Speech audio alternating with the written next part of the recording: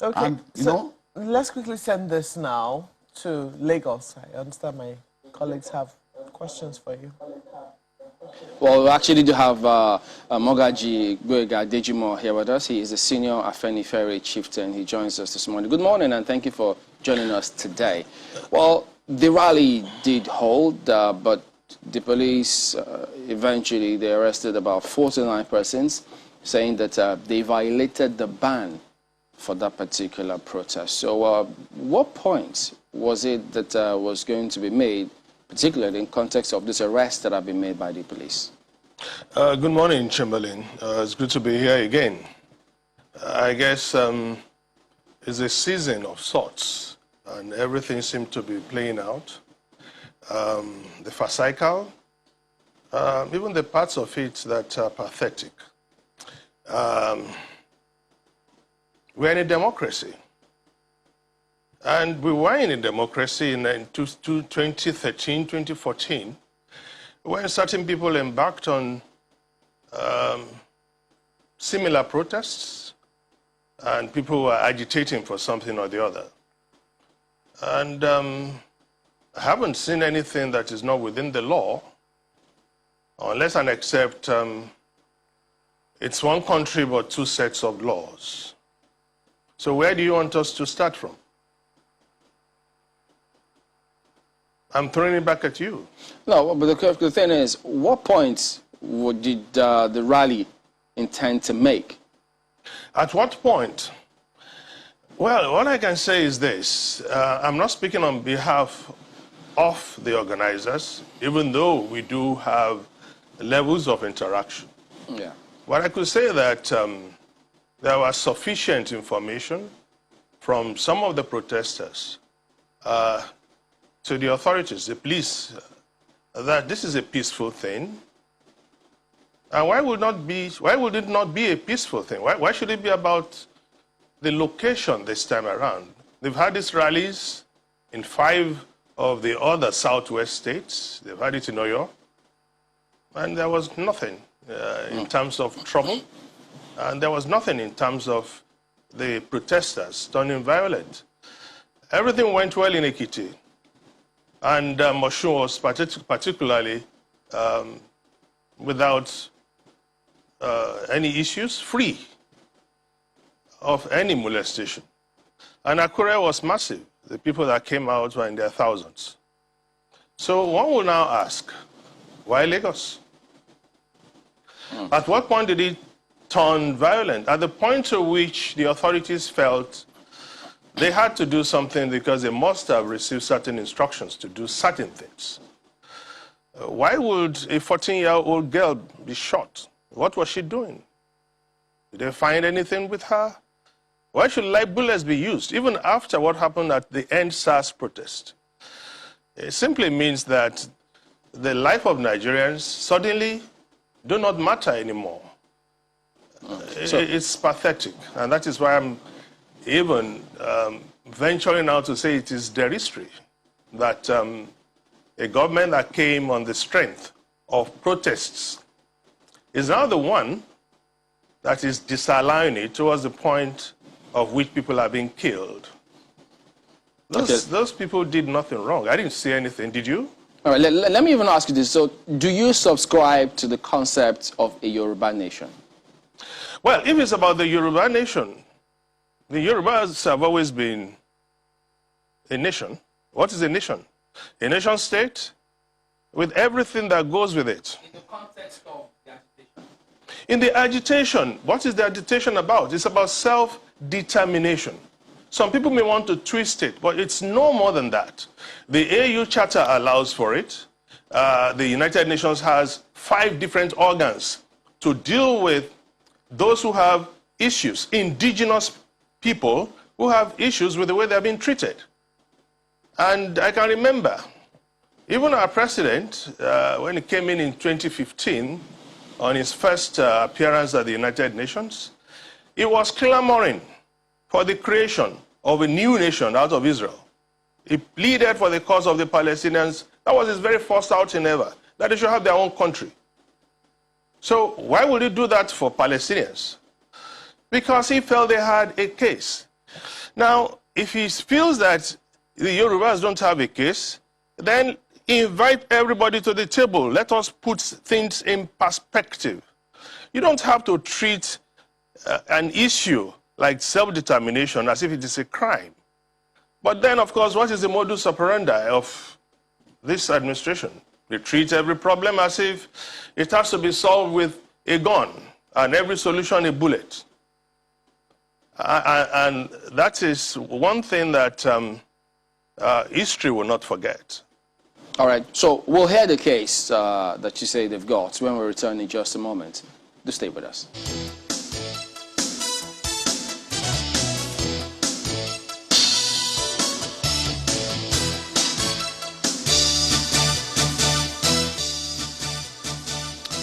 All right, welcome back. Well, you say they do have a case. So tell us about this case that you say the Yoruba nation has.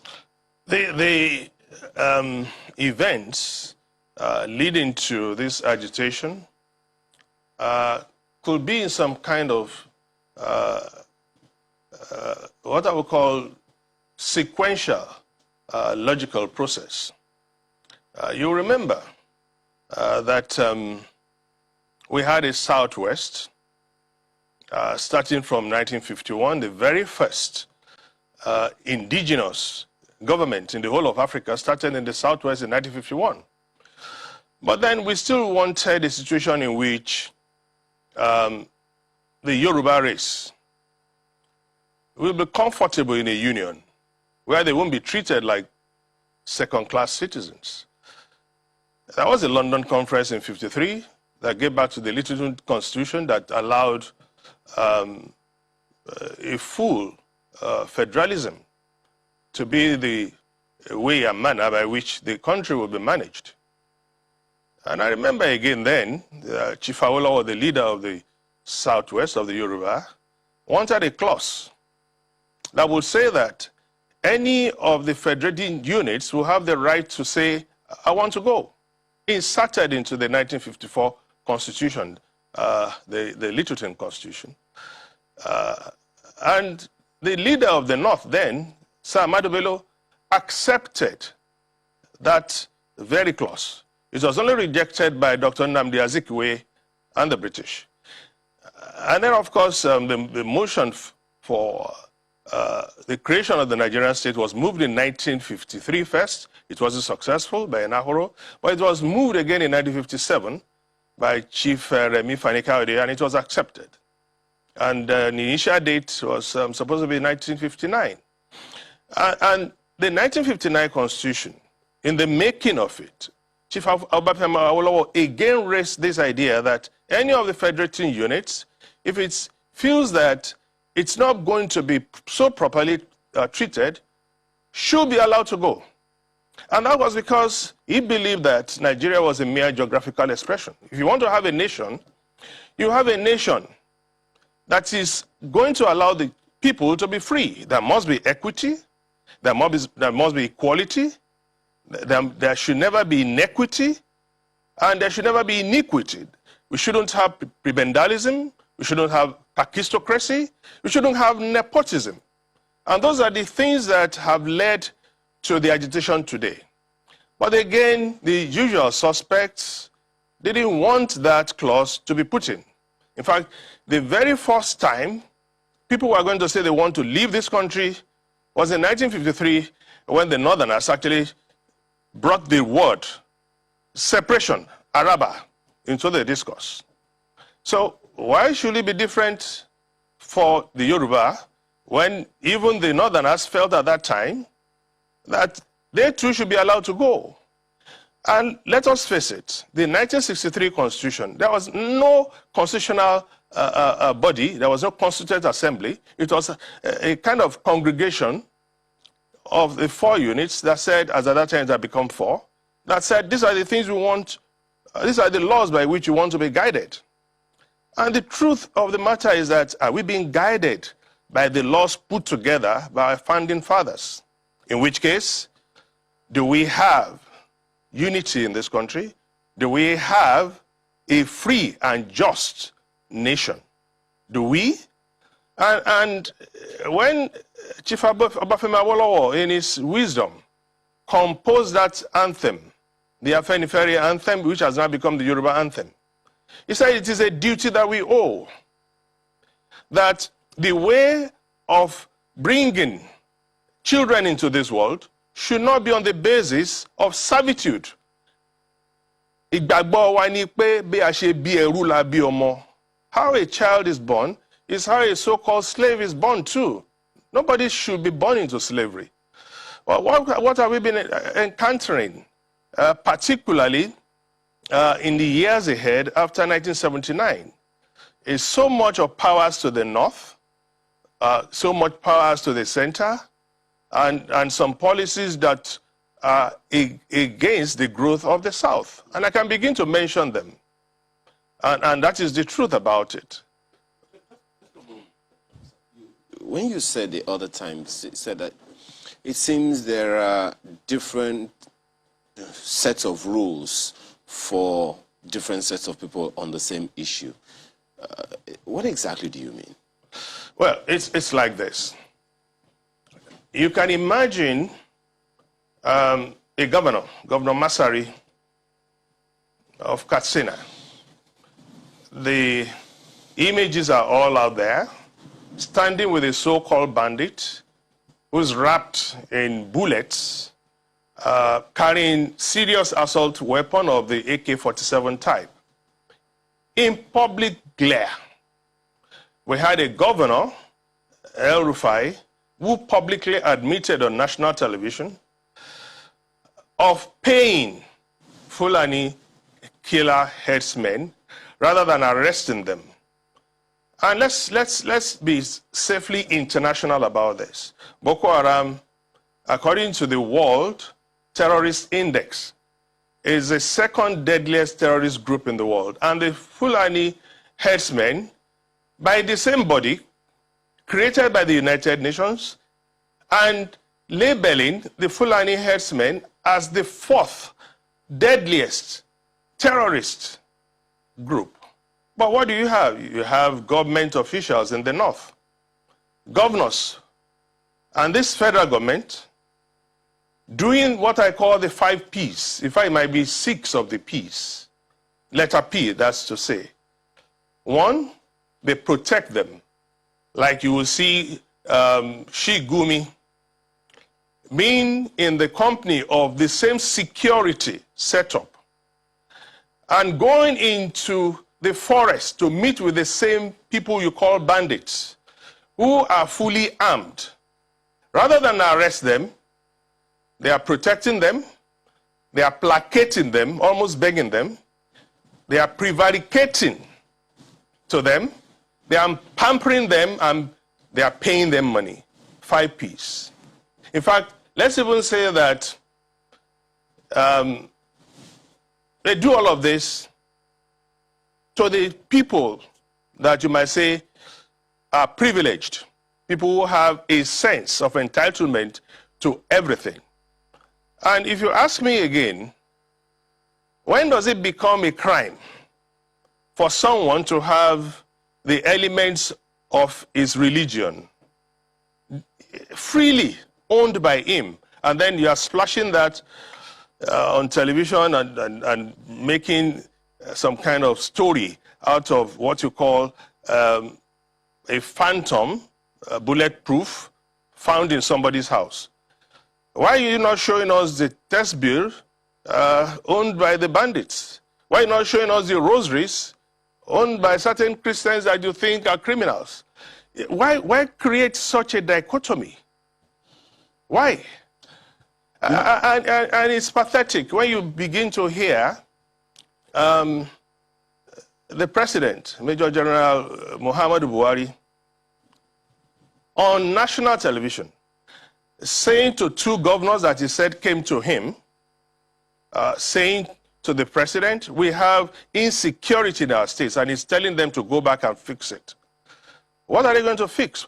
In 2013, I can remember, I think it was on the 30th of January, somebody will have to Google this, the then President Jonathan was told categorically by candidate Muhammadu Buhari to go and resign if he can't handle security. But he's on his beat now. He's throwing the responsibility at the Southwest governors. Why didn't he do it to the Borno State governor then, when it was only about Boko Haram?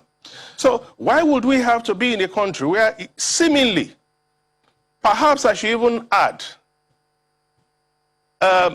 administratively, it is one country but two sets of laws, one pertaining to certain people who enjoy the privileges of the accident of where they are born, and others are being treated shabbily, displayed on television as common criminals. And you want the Yoruba nation. And well, let's face it, what does actually make a nation? If it's in terms of population, the Yoruba in this country are about 60 million. In diaspora, add another 20 million. And then you want to treat them shabbily? You don't want to give them as much rights or as many rights as you give to others? And when you look at the economics of it, the Yorubas are responsible for about 67.8% of non-oil revenue. Go to their Apapa port. The three ports there, Roro, Apapa port, Tin Can Island, are sitting on Yoruba soil. And those three ports in just one local government, they are responsible for the revenue that I'm talking about, let alone Sebeboda, Idiroko. And where are the other borders? Those other borders are free. People know. But here, where we make all the money, the people are treated shabbily. You don't even find the Yoruba adding any of the important security agencies. We have about 17 of them. And that sort of brings me to the next point. Earlier on, you talked about coming to the table, as it were. The government should invite, the representatives sort of to the table. And I'd like to know the type of, or the manner in which this should be. Because over time, and even till today, we've had governors on NEC, we've had representatives in the Senate, House of Reps, we still have anyway. So how is it that they've not collectively come together to say, this is what we want, this is what we feel, this is what has been happening, and we're not okay with it? And even up till now, how has it been so difficult to have them come together and say this with one voice? That's an important question, and I thank you for it. When you have people telling you, go to the National Assembly and sort things out, it is because they know in their deepest state of mind that the National Assembly is owned by them. If people are telling you, go that way, when everybody is asking that we should sit down and talk, it shows that they have the control and they know that they are sending you on what the Yoruba call Arodon. Arodon is like, when we were little and our mothers would tell us, when we are particularly irritating to them, go and collect something from the neighbor. The neighbor knows the language, sends the child to another neighbor, and by the time it is evening, the child comes back home, the mother is free of the trouble. They want to send us on a wild goose chase. Go to the House of Reps. In numbers, they have more than 100 members of the North over the numbers of the South. So how are we going to be able to present our case when it is highly skewed against us? Go to the Senate. To tell you the truth, it is pathetic. There are 19 states, over 17 states. That's a clear six senators plus the one in Abuja, 7 against what we have in the South. What we need is a dialogue. But when the authorities, the president, is not agreeing to a dialogue, when the president seems to have particularly few options, perhaps only one option at any time, when he's dealing with us, and that is to say, I will let them know through the language that they understand. What language are we talking about? A different kind of language to the Igbo agitation, a different kind of language to the Yoruba agitation? Of course, that is what it means. Kill them. That's the language. clamp them down. That's the language. But when it comes to the bandits, oh, give them amnesty. Talk to them. Even suggesting that they pay them. They pay terrorists. But they don't want to dialogue because they believe that they have all the aces. If this country is to progress, then we should have a semblance of a dialogue. In 1999, Afenifere came out plainly in the sight of all. All right. Excuse me, can I finish? Because this is an important aspect. Afenifere came out and said that this 1999 constitution, which was not brought out by any constituent assembly, it is not a constitution of we the people, should be thrown out. It was plain. Afenifere even told the governors and the representatives then to boycott Abuja. For some reason, the AD governors didn't do it. But then Papa Adejumo went to the Okuta panel and clearly stated his case. President Obasanjo realized there was a need to have everything done to change that constitution because it was not workable. And the structure that goes with it will not stand. Of course, he tried his best. There was dialogue, except that there was this idea of a third-term thing that threw it out of control in the National Assembly. In the same manner of having to have a dialogue, Afenifere again approached President Jonathan, and that was the beginning of the Confab report, which was put together by Dr. Okurumu, a senior Afenifere member and leader, and Professor Bolaji Akiyemi, who was co-chair, and Afenifere member too. All right. So we have had dialogues in the past, but right now, this administration, this president, doesn't seem to even want to consider all options or any option. If we are talking about options, compromise is the cheapest lawyer. Why can't we dialogue? You don't want to dialogue? Of course we are going to protest. We can't continue to live without dignity. We are born with dignity. Okay. And all over the world, the Yorubas are noted for that. Chief Awolowo wrote in 1981 that the Yorubas are slow to anger. So I guess accommodating. The options... All we want is let us sit down and talk. Excuse me. And then we brought about the 2017 Ibadan Declaration. Okay, well, we'll get your point. But then it didn't work. We'll get that point, if we asked you for that in 2017 and you are not giving it to us, then we are free to now seek by any means the realization of self-determination for the Yoruba.